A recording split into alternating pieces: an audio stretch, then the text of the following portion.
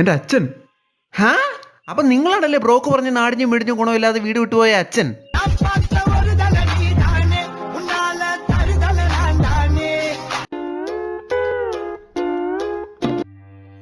നിങ്ങൾക്കെന്താ ടീച്ചേഴ്സിനോട് പറഞ്ഞുകൂടെ?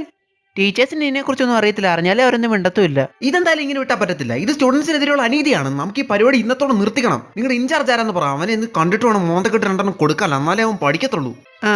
അതെ, ഇതാള്. ഓ ഓ ഓ, ഇത് പെണ്ണായിരുന്നോ? ഈ മാലാഖയാണോ നിന്നെ ശല്യപ്പെടുത്തുന്നത്? നിന്നെ ശല്യപ്പെടുത്തുന്ന പറഞ്ഞിട്ട് എന്തിനാണ് അവളുടെ ഫോട്ടോ പിടിച്ചിട്ട് നടക്കുന്നത്? അവളുടെ സ്വഭാവം അത്ര നന്നല്ലെങ്കിൽ അവളെ കാണാൻ കൊള്ളാം. അതെ അതെ, ചിലതൊക്കെ ഇതിലും കഷ്ട. പട്ടി വെള്ളം കുടിക്കത്തില്ല, മോന്താണ്ട.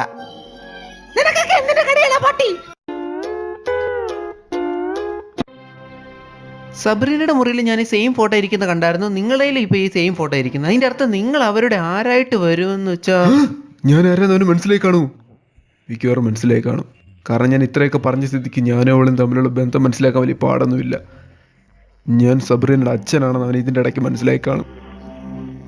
അതിനർത്ഥം നിങ്ങൾ അവരുടെ ഫോട്ടോഗ്രാഫർ ആയിരുന്നു. ഞാൻ പറഞ്ഞ കറക്റ്റ് അല്ലേ?